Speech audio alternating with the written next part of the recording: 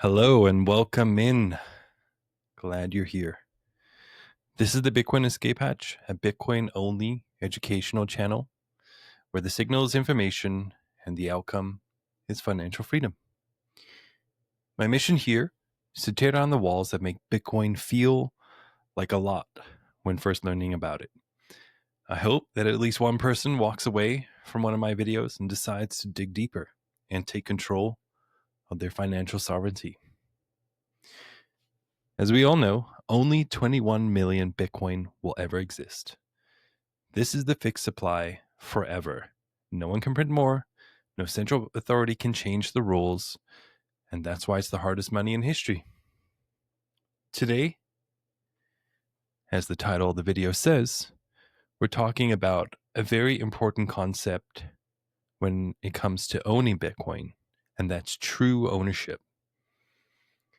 And true ownership comes down to one sentence, and I'm sure everybody has heard this term a lot of times, and it's not your keys, not your coins. Always remember that. If you do not hold the keys to your Bitcoin in cold storage, it's not truly yours, because exchanges go down, get wiped out, and hacked all the time. I'm sure a lot of people do, as I remember the days of BlockFi and FTX, all those influencers pushing yield.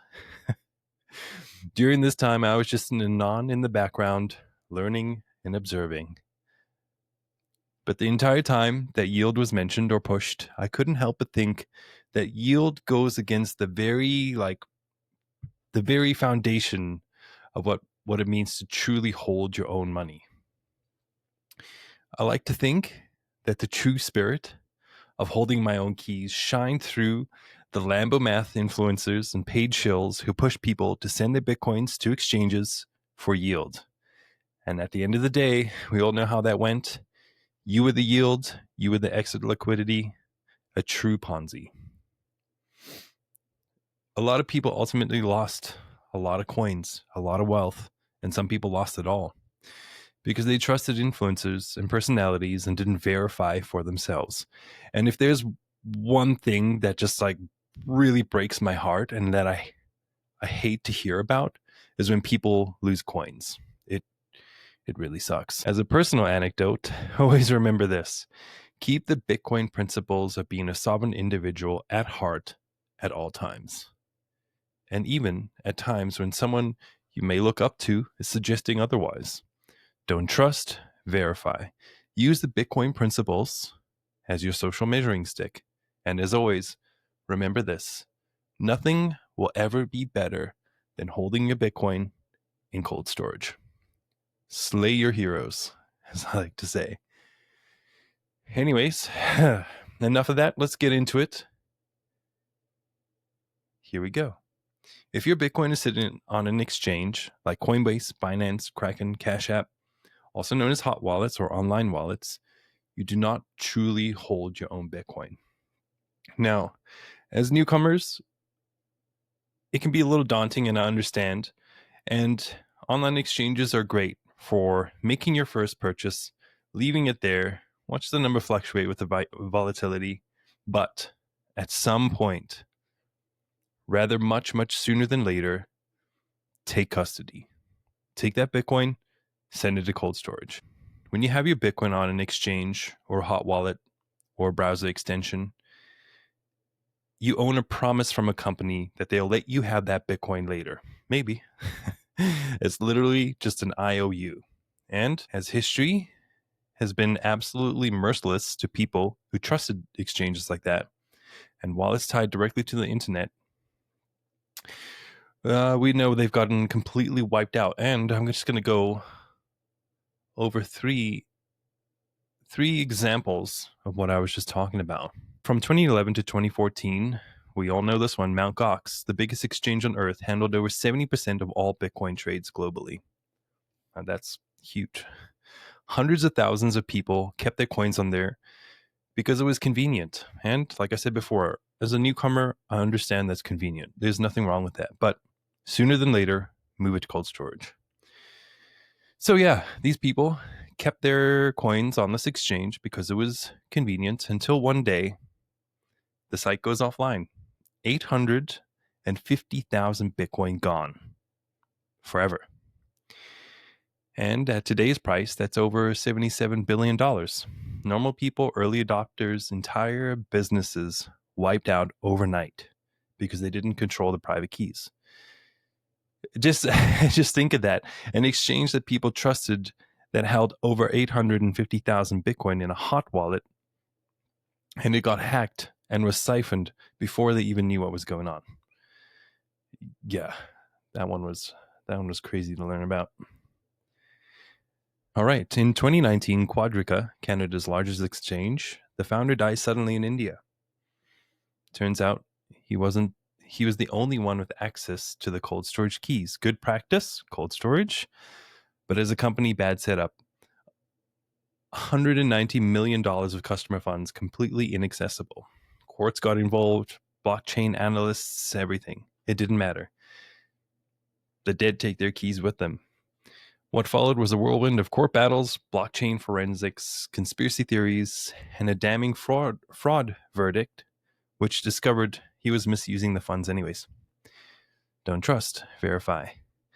Despite exhaustive efforts, the vast majority of funds were never recovered, leaving about 100,000 creditors with pennies on the dollar. And finally, FTX. We all know about this one. In 2022, FTX was the third largest exchange in the world with a peak valuation of $32 billion.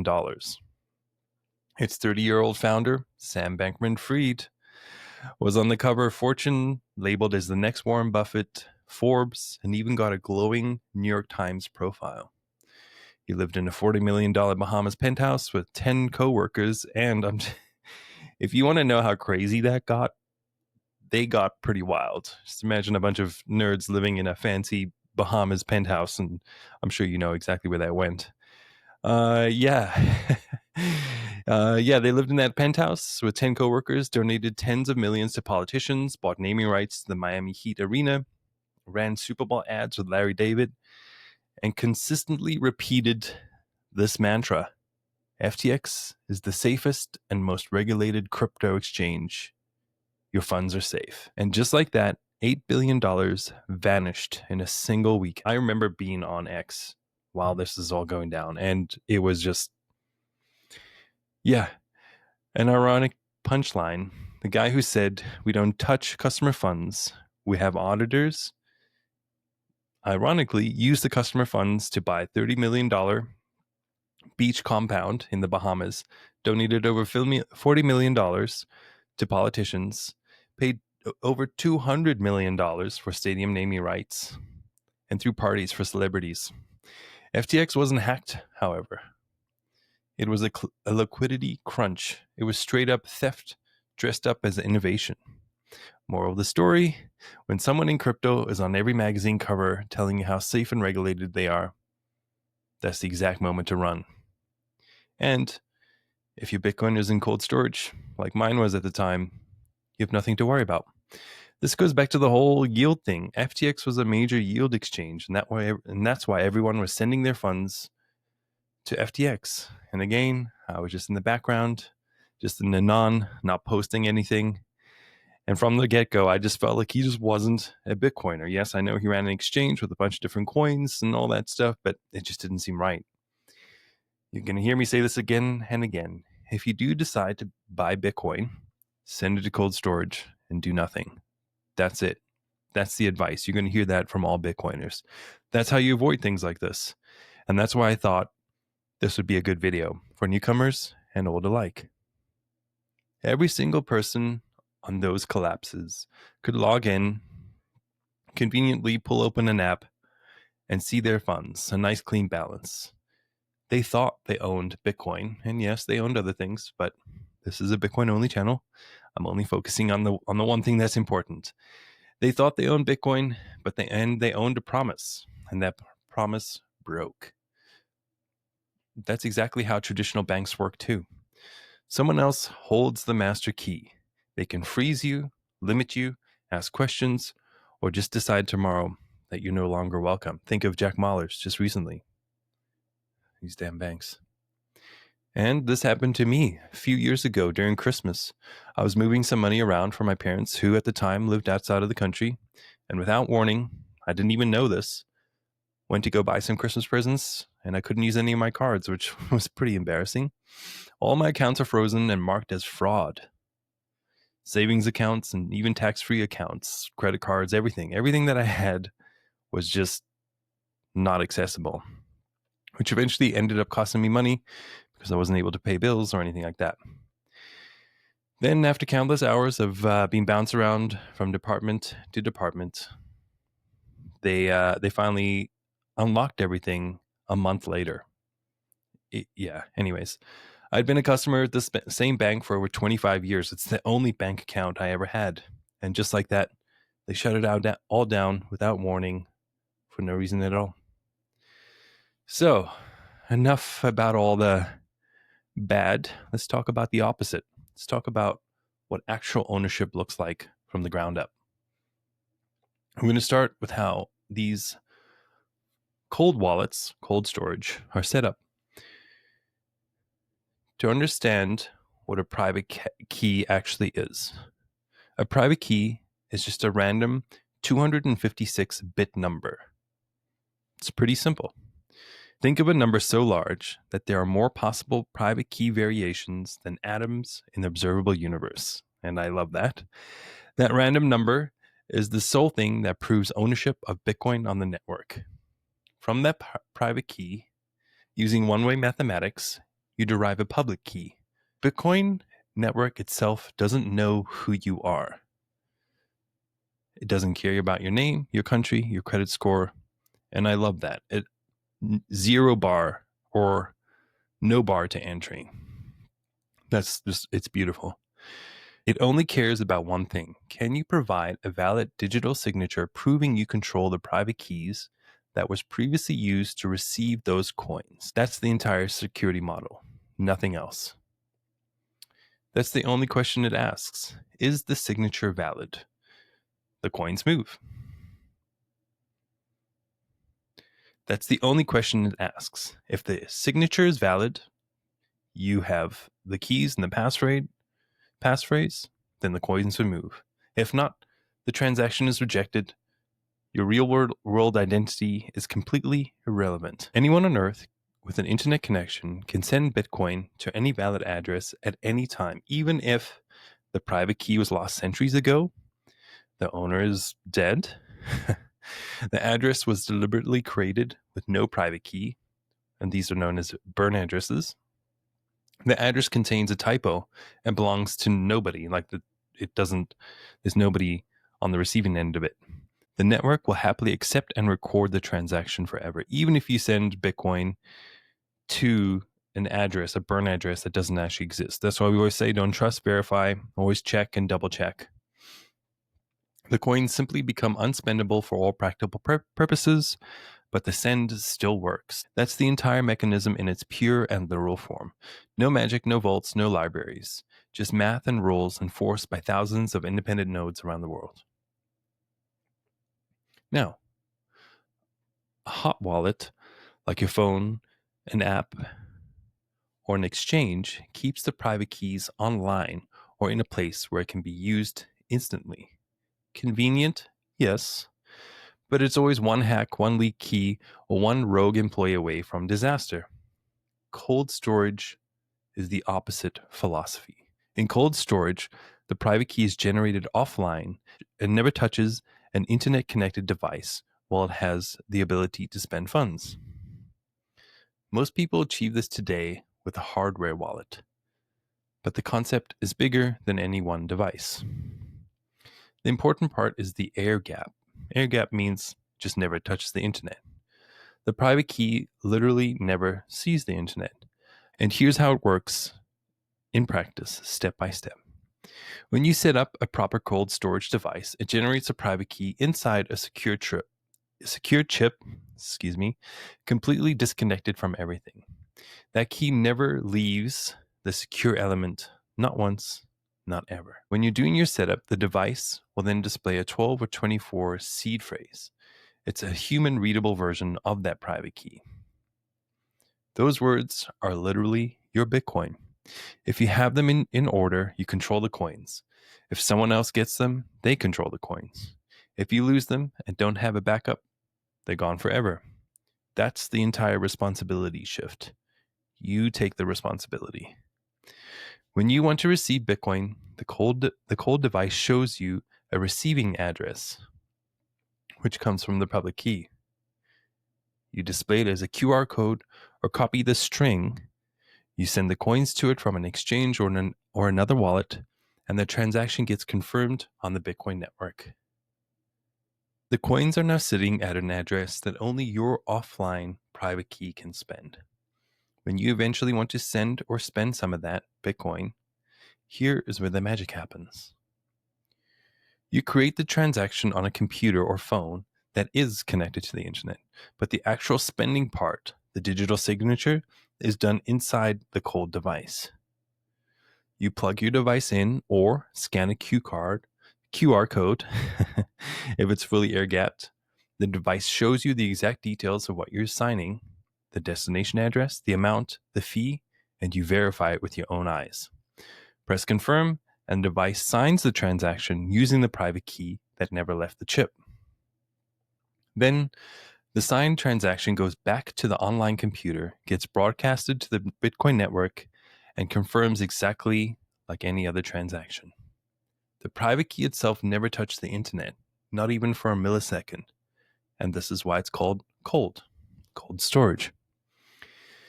The spending power is kept offline, cold, frozen, away from everything except when you deliberately warm it up for a few seconds to sign. Because Bitcoin is a global, permissionless network, as long as the nodes can see that valid signature, the transaction goes through, no matter where you are, no matter which country you're in, no matter what banks are doing that day. Sendable, instantly, anywhere in the world. No approval needed, no withdrawal limits, no, we're investigating this transaction. Just pure mathematical ownership. And here's an example. Imagine your Bitcoin wallet is a real metal box you can hide under your bed that can hold millions or even billions of dollars. This box has two magic labels. The mailbox address, this is your public key or wallet address, which starts with a 13 or BC1. You can stick this address on your website, tweet it, put it on a t-shirt. Anyone in the world can drop money into the box through this address digitally, but they can't take anything out. As an example, think of Satoshi's 1 million coins in that address. The address is public, and people have been sending Bitcoin to it for years, and I'm not too sure why. But no one can access it, just as an example. The secret key, which is the second one, written on a tiny piece of paper inside the box, which is your private key or your seed phrase, usually 12 or 24 random words. This is the only thing that can open the lock. If you have these words, you can open the box from anywhere on Earth. If someone else has these words, they own everything from inside the box forever. If you lose those words, or heaven forbid, the house burns down or something like that, it's gone forever. How the two keys are born. When you buy a cold wallet like Trezor or Cold Card, which are the two that I suggest, the device app does a bunch of crazy math inside. It flips 1 trillion coins at once. It's super cool to think about it like that. Out of that math pops one totally random pair, those two sets. The public key or addresses and the seed phrase or private key. These two are married forever. No one, not the company, not the government, not the hackers, not the people who created the wallets, has a copy of your secret key. You're the only one. Those 12 or 24 words, protect them. Some people say protect them like they're worth $100 million because one day it will be, and I 100% agree with that. Think of it like this. Giving somebody your bank account number is safe. Like when you're accepting money from work, like an auto deposit, but they can't take any money back or take money out using that number. That's your Bitcoin public address. Giving somebody your online banking password means goodbye money. That's your private key / your seed phrase. Oh, that's the freedom most people never experience until the first time they move their own sats into cold storage and then unplug the device. It's actually like a really weird feeling. I remember going through it for my first time and really having trouble understanding the concept. Like, so, okay, hold on. I bought these coins online from this exchange and then sent them to this wallet that's not online, but I can take it out or send it at any time instantly to anybody in the world. And yes, it really is just that simple. Something that I've said a few times already, and you're going to hear it more. Those 24 or 12 words, protect them like they're worth billions of dollars. Okay? All right. So when you take your Bitcoin from an exchange or buy it and send it directly to your cold storage, in that moment is when you realize nobody on earth can freeze, seize, inflate, or tell you what you're allowed to do with that. 21 million coins, fixed supply, digital gold. But the real scarcity isn't the 21 million. I mean, that is scarce. 21 million only ever will exist. The real scarcity is the number of people who actually hold their own private keys instead of outsourcing that responsibility to third parties, like those online exchanges we mentioned before, who could vanish tomorrow. Cold storage isn't complicated. It's not even particularly technical. Like, I have zero technical background. You just need to put in a bit of work and take the responsibility. Take that power away from the banks. It's just an adult decision to finally say, I'm going to take control of what's mine. You traded your time at work for this money. They keep debasing. And when you take it, buy Bitcoin, put it in cold storage, think of it as just like you're locking that productivity at that price, at that amount, and nothing will ever happen to it, which is awesome. Now, before we wrap up, here are a few non-negotiable best practices that separate people who keep their Bitcoin for decades from people who lose it. Generate your seed phrase on a real hardware device or a trusted air gap machine. Never use a phone, never use a website, never use a laptop that's been online. So when you buy the wallet, you start setting it up. When it's time to generate that seed phrase, make sure, well, what I've done is I do it in a room where there's no devices. The only devices that cold storage, like my phone, like anything with a camera, like anything that can record, like it, I go into like a bathroom or something, focus, write those words down, stamp them on a steel plate, make sure there's no devices in the room. Number 2, write the words by hand. Never, like I was saying, take a photo, never type them into any device, never store them in a cloud, never put them in a password manager, never put them in the notes on your phone, never digitize them in any way. Think of it like this. If there's a camera anywhere in your house that has like a visual line of sight of those words, your Bitcoin is compromised.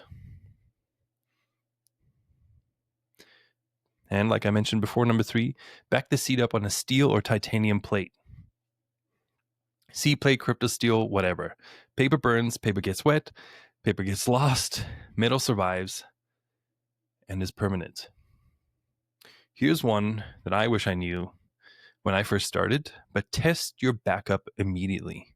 When you're done setting up your wallet and writing down your seed phrase, before you send anything to that, wipe the device and then restore it from those words. So what that does is, if you were ever in a situation where something happens to the physical cold storage device, you can still use that seed phrase to recover your wallet on any other device. It doesn't have to be the same one, which is I hope you realize how amazing that is. The seed phrase gives you access to that digital wallet on the Bitcoin network. It's not tied to whatever wallet you used. If your tracer gets fried in some sort of EMP attack or ends up, I don't know, underwater or smashed or whatever, and you still have those words, you can go buy a cold card and restore that wallet and your balance will be there. The seed phrase is a signing device that allows you to gain access to that wallet on the network. I mean, that is just amazing, and I love that. And once you've done that, send a small amount first. Wait for the transaction to land, the funds to show up in your wallet, then send the rest. Don't send like the whole amount, because you could there could be an issue. You could have typed the number wrong. You could have copy pasted the address wrong. If you missed like one number, remember, no matter what you put, it's going to send it to a dead address or a dead wallet. So double check, send small amounts first, then send the rest. When you're setting number 5, when you're setting up the device, set a strong pin on the device, 8 to 12 digits, and know that 3 wrong tries wipes it. And that's a feature, not a bug. So I'm going to go back to what I was saying. Wipe the device before you send anything through, because if you were ever in a situation where you couldn't access it and you, by fault of entering too many wrong passwords at the same time, you restore with your seed phrase. Add a passphrase, which is a password, which is not the same as a PIN. Okay. Add a passphrase to actually access that wallet, especially if you have life-changing money. It gives you plausible deniability and a second layer that nobody can brute force. Number 7, a pretty important one, I would say. Never plug your cold device into a computer you don't control, which means, please, for the love of God, never plug it into somebody else's laptop, some sort of public computer or anything like that. If you can, use air-gapped wallets only, Sparrow wallet, or something like that. Only update the official source on an air-gapped machine when absolutely necessary. Like I said before, number 8, start small. Send a small fraction first. To send a transaction costs nothing, costs cents. Just send a small 10, 15, 20 bucks, and then send the rest once that first amount lands. Number 9, once you're comfortable, once you feel like you're kind of getting the whole concept of cold storage, move to multisig. If you have more than you can stomach losing, or you're holding for multiple people, do 2 or 3 multisig is a sweet spot for most people. What multisig is not one person is able to access the device. So if somebody was compromised, sketchy employee at a company, if you have multisig, you have to have multiple people that approve access to the wallet, right? Multiple signatures. Number 10, treat your seed phrase, like I was saying before, like it's worth $100 million, because one day it might actually be worth that.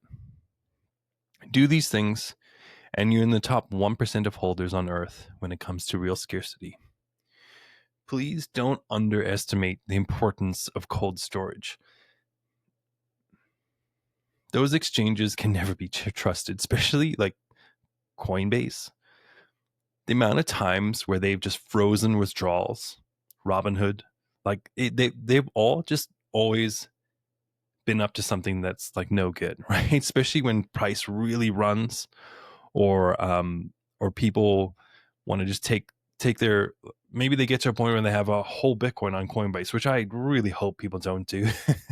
And then when I finally take it off, who knows what's actually going on the other side? Does Coinbase have all these coins? I don't know. But again, don't trust, verify.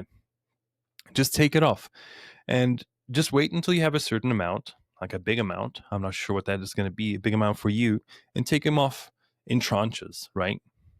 Send it to cold storage. Make sure that is all set up. Make sure your family knows how to access it if you're the only one that has access to them, because you want to make sure that you take care of your family as well, right?